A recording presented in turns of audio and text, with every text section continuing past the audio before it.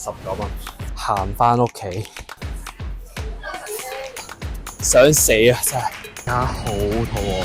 喺呢條片，我將會以50蚊生存一日。究竟作為一個大學生，可唔可以成功呢？唔講咁多，去片。早晨咁多位，咁而家就準備返學。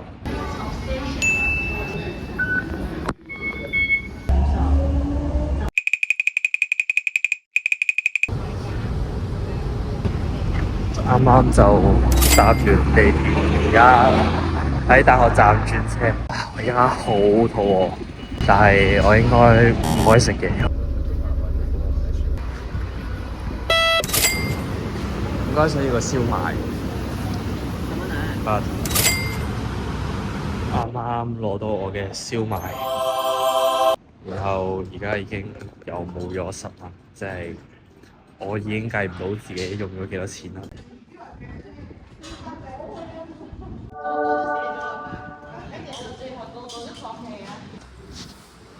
咁咧，而家就會上3個鐘 lecture，之後就落堂見。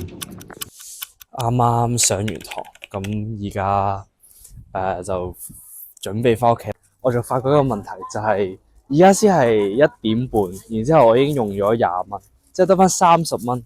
如果仲要食2餐，仲要加搭車咧，係基本上有啲難完成咯。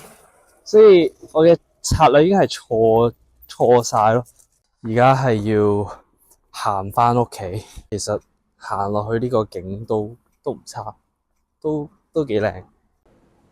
啱啱就行咗半個鐘啦，而家想死啊！真係啊，跟住即係其實大埔呢度都幾 chill 幾舒服嘅，但係我個肚就真係唔太舒服啦。我個肚真係喺度咕嚕咕嚕咁叫，我真係係咯，所以教訓啦，只可以講教訓。好啦，既然我而家冇得食嘢，我就決定嚟呢個大埔海濱公園，應該係大埔海濱公園，咁就探索一下。Let's go！ 首先廁所壁，即係其實呢度咧就真係幾靚，但係我而家冇得食嘢咧就唔太靚啦。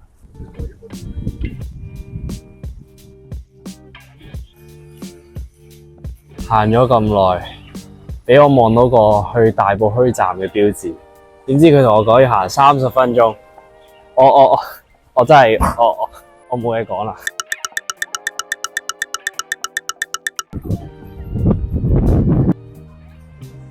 因為實在太過肚餓啦，所以我而家決定直接喺大埔中心揾啲嘢食，跟住再搭車返去，因為實在頂唔順，行唔到落去啦，行唔到去地鐵站。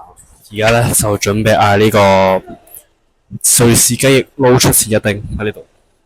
啱啱咧就嗌咗呢個撈麵，希望好食。19蚊，crazy。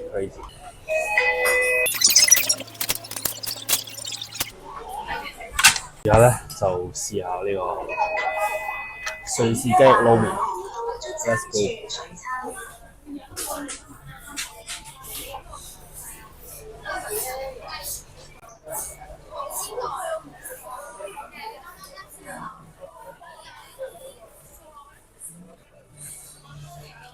有啲鹹，但係個汁係幾好味嘅，即係嗰啲撈麵汁咯。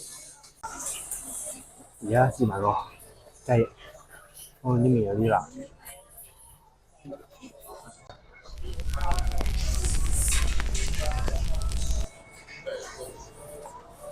好辣！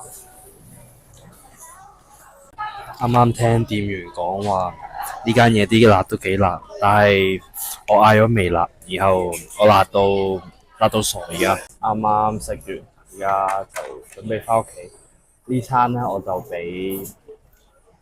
俾7分，因為係幾好食，但係就未話好飽啦，所以就希望夜晚搵到啲更加平又食得飽嘅嘢。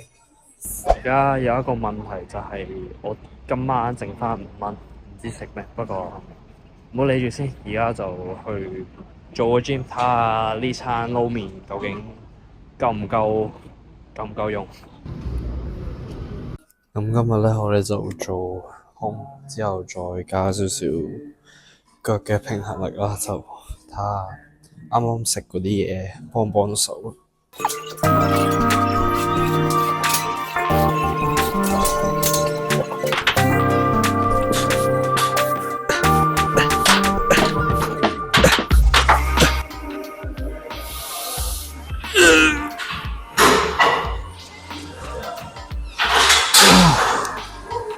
哦，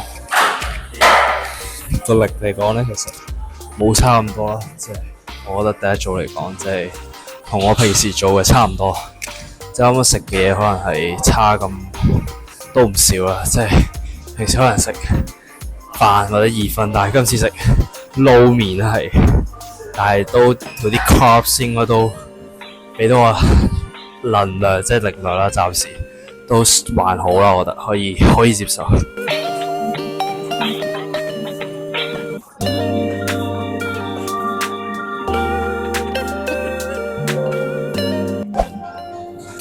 啱啱就做完幾組之後，最大分別咧，真係做到即係可能中間做到組嘅第六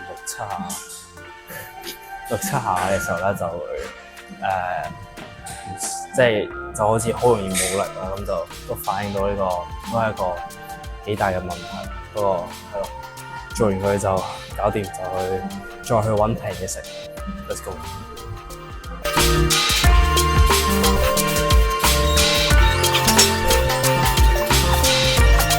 做完 gym， 而家咧就準備帶大家去揾下有啲咩又平又正嘅嘢食。Let's go！